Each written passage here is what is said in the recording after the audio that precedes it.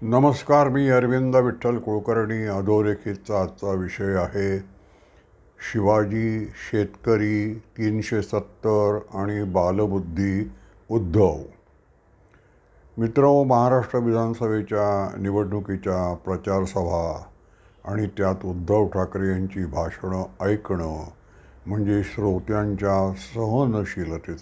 श्रोत्यांच्या सहनशीलतेचा कित्येक वेळा अंत बघितला जातो की काय असं वाटतं. छळ करण्याच्या एक पद्धती असतात. उद्धव ठाकरे यांचं भाषण ऐकणं हा देखील एक छळाचा प्रकार आहे की काय असं वाटतं. काल त्यांची एक प्रचारसभा झाली. त्यांनी अमित शहांवर तोफ डागली. केंद्रीय गृहमंत्री ते म्हणाले, अमित शहा 370 अनुच्छेद संविधानाचा हटवला याचा डंका पिटतात आणि असं सांगतात की आम्ही 370 हटवून फार मोठी क्रांती केलेली आहे आणि याला काँग्रेसचा विरोध आहे. आणि अशा पद्धतीनं चांगल्या गोष्टींना विरोध करणाऱ्या काँग्रेसबरोबर या उद्धव ठाकरे यांनी आघाडी केलेली आहे. शिवसेनेला ते फरफटच भलत्याच दिशेला नेत आहेत. उद्धव ठाकरे पुढे म्हणाले की मी त्यांना सांगू इच्छितो अमित शहांना की 370 तुम्ही रद्द केलं तेव्हा मी तुमच्याबरोबरच होतो. नंतर तुम्ही फसवून मला बाजूला केलं तेव्हा मी तुम्हाला लाथ मारली आणि तुम्हाला धडा शिकवण्यासाठी काँग्रेसबरोबर आघाडी केली. आता तुम्हाला लाथ मारली म्हणजे भाजपला लाथ मारली असं मला म्हणायचं होतं, असा खुलासा उद्या उद्धव ठाकरे जर त्यांना ते अंगाशी आलं तर करू शकतात. तेवढी सवलत त्यांना आहे. पण केंद्रीय गृहमंत्र्याला लाथ मारायला एक वेगळी धमक अंगात लागते. गजाआड व्हायचं असलं की ठाकरे कुटुंबातल्या सदस्यांची काय अवस्था होते हे जर उद्धवजींना माहीत नसेल तर आपल्यापेक्षा वयानं 20-30 वर्षांनी मोठ्या अशा जुन्या लोकांना त्यांनी विचारावं. म्हणजे वस्तुस्थिती किती कटू आणि भीषण असते याची त्यांना कल्पना येईल आणि मग बोलताना आपण थोडं भान ठेवलं पाहिजे याची जाणीव त्यांना होईल. उद्धव ठाकरे आणखीन काय म्हणाले ते जास्त महत्त्वाचं आहे. यावरून या माणसाची एकंदर राजकीय आकलनशक्ती किती आहे ते आपल्या लक्षात येईल. 370 अनुच्छेद तुम्ही रद्द केलात म्हणजे काय फार मोठी क्रांती केलीत का असं उद्धव ठाकरे विचारतायत अमित शहांना. त्यामुळे सामान्य माणसाच्या जीवनात काय बदल झाला? सोयाबीनचे भाव, आता हे माझ्यासमोर शेतकरी बसलेत त्यांना मी प्रश्न विचारतो, 370 रद्द केल्यामुळे तुमच्या जीवनात काही फरक पडला का हो? तुमच्या सोयाबीनला चांगला भाव मिळतोय का? कांदे बटाट्यांना भाव मिळतोय का? टोमॅटोचा भाव सुधारला आहे का? आमच्या दृष्टीनं महाराष्ट्राला 370 तर काहीही महत्त्व नाही. आमच्या दृष्टीनं आमच्या शेतमालाचे भाव कसे बांधून देता ते जास्त महत्त्वाचं आहे असं उद्धव ठाकरे म्हणालेत. आता 370चं महाराष्ट्राला काहीही महत्त्व नाही असं जेव्हा उद्धव ठाकरे म्हणतात तेव्हा जय महाराष्ट्र अशी अभिवादनाची पद्धत सुरू करणाऱ्या शिवसेनेकडून महाराष्ट्राच्या असाधारण संस्कृतीचा ते घोर अपमान करतायत. त्यांना महाराष्ट्र कळलाच नाही. महाराष्ट्र हा स्वतःसाठी नाही देशासाठी जगतो हे त्यांना कळलंच नाही. पण आता त्यांचा हा जो युक्तिवाद आहे की 370 रद्द केल्यामुळे सर्वसामान्य माणसाच्या जीवनात काय फरक पडतो, त्याच्या जीवनात भाजीचे भाव, कांदे बटाट्याचे भाव हे जास्त महत्त्वाचे असतात. आता हे जर आहे, हे जर खरं मानायचं ठरलं तर आपला स्वातंत्र्य लढा आपण करायलाच नको होता. आपण जर इंग्रजांना सांगितलं असतं की अहो तुम्ही इथे आमच्यावर सुखानं राज्य करा, फक्त आमच्या सोयाबीनला चांगला भाव द्या, कांदे बटाट्याला चांगला भाव द्या, बाकी बघा काय करायचं ते, तुम्हाला जसं करायचं तसं राज्य करा. आणि मग दादाभाई नवरोजींपासून गोपाळकृष्ण गोखल्यांपर्यंत नामवंत अर्थतज्ञ शेतमालाचे भाव कसे बांधून द्यायचे आणि त्यात शेतकऱ्यांचा लाभ कसा करायचा हे सुचवायला तत्पर होते.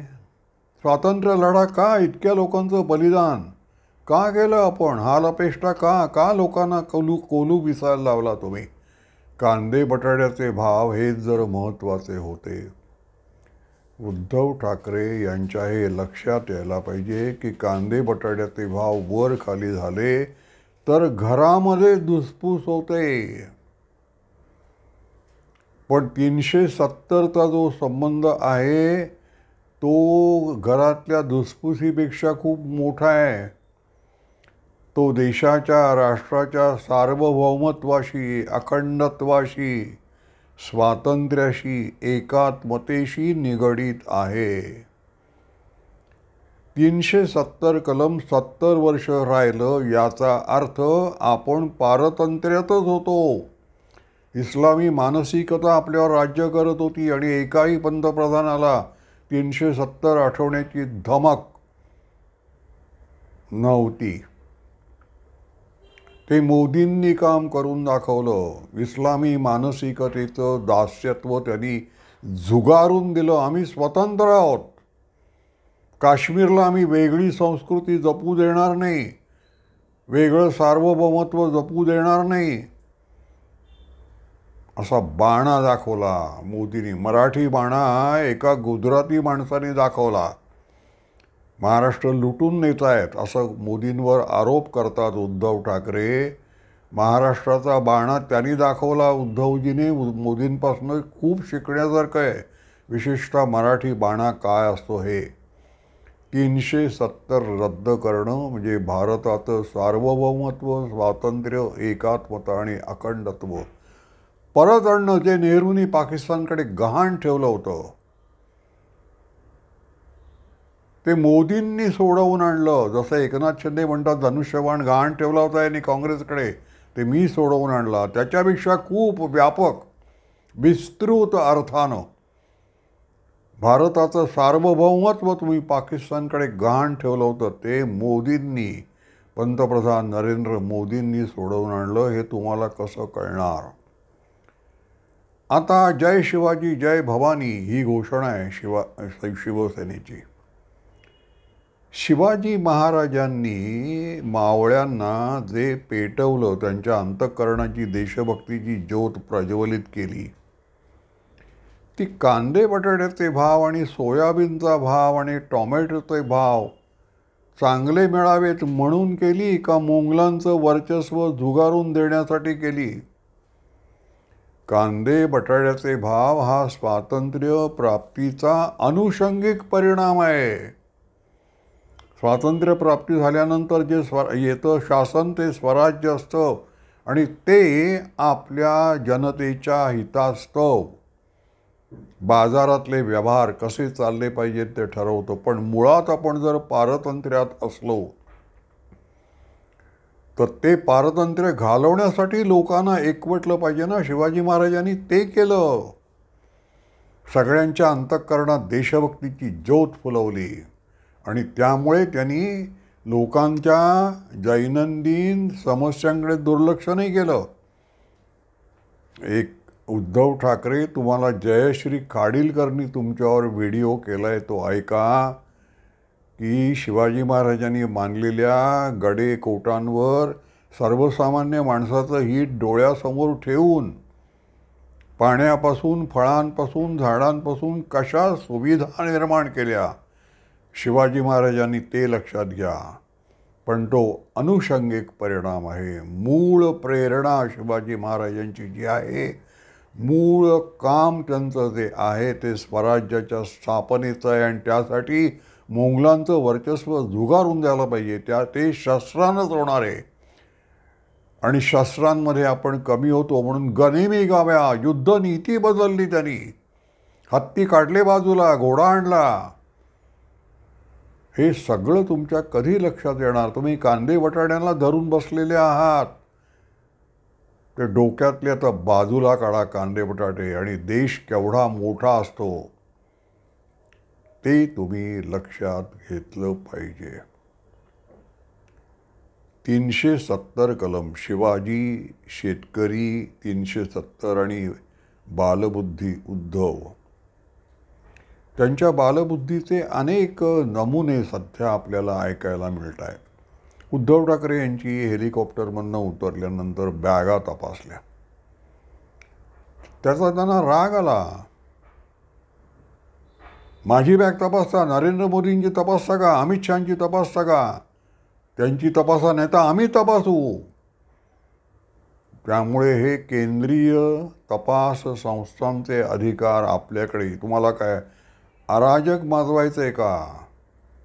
चांगली उदाहरणं बघा. मी तुम्हाला सांगतो, शंकरराव चव्हाण मुख्यमंत्री असताना काही कामासाठी त्यांना वर्षावर सुनील गावस्कर आणि अजित वाडेकर दोघेजण भेटायला गेले.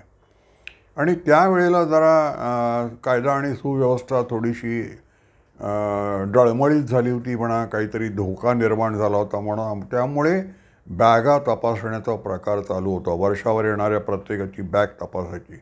त्याप्रमाणे तो जो सुरक्षा रक्षक होता त्याने गावस्करची बॅग तपासायला मागितली. तेव्हा वाडेकर असं म्हणाला, अहो काय करता काय? हा भारताचा कॅप्टन आहे, याची बॅग कसली तपासता? याच्यापासून काय धोका आहे का? तेव्हा गावस्कर म्हणाला, अजित असं नको बोलू, तो त्याचं काम करतोय. बॅगा तपासणं हे त्याचं काम आहे. तो कोणामध्येही असा फरक करू इच्छित नाही, शकत नाही. गावस्करपासून धोका असू शकतो.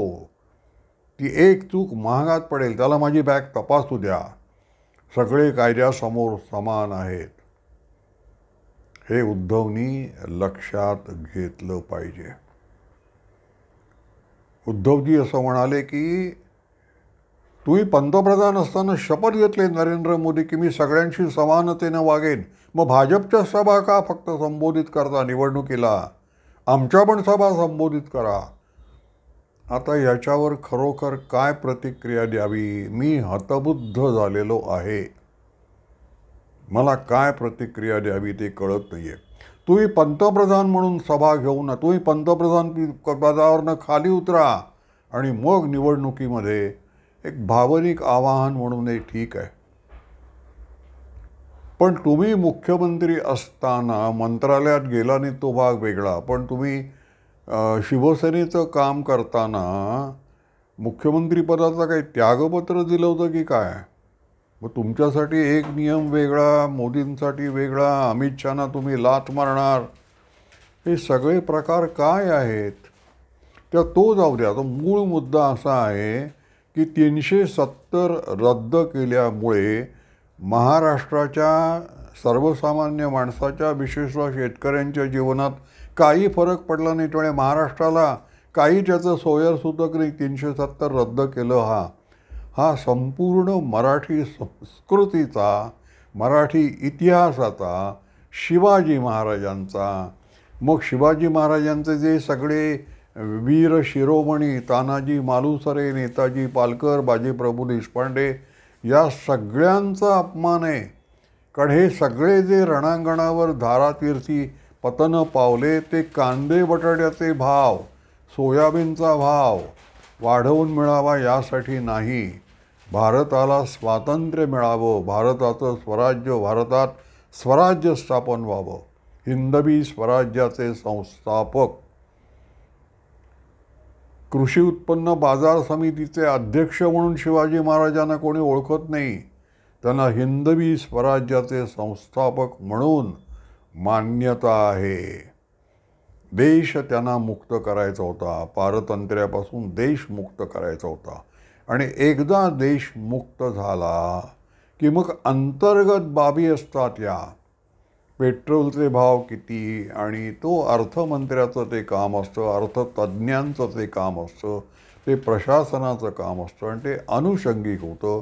आणि ज्यांच्या अंतःकरणात जनतेचं हित सर्वोच्च स्थानावर आहे ते काही ना काहीतरी मार्ग काढतात आणि जनतेचं आयुष्य सुखाचं होईल असं पाहतात. पण कोणताही राज्यकर्ता, कोणताही राजकारण धुरंधर माणूस 370 रद्द करणं याचा आणि महाराष्ट्राचा काहीही संबंध नाही. आम्हाला केवळ कांदे बटाट्याचे भाव महत्त्वाचे आहेत, सोयाबीनचे भाव महत्त्वाचे आहेत, असा कोणताही परिपक्व बुद्धीचा राजकारणी कधीही म्हणणार नाही. देशाचं सार्वभौमत्व आणि कांदे बटाट्याचे भाव या दोन गोष्टींमध्ये किती महद अंतर आहे हे राजकारणी माणसाला कळलं पाहिजे. ती समज उद्धव ठाकरे यांच्याकडं नाही हे त्यांनी दाखवून दिलेलं आहे. एवढंच मला लक्षात आणून द्यायचं होतं. माझा व्हिडिओ आपल्याला आवडला असेल तर लाईक करा, शेअर करा आणि सबस्क्राईब करा. धन्यवाद.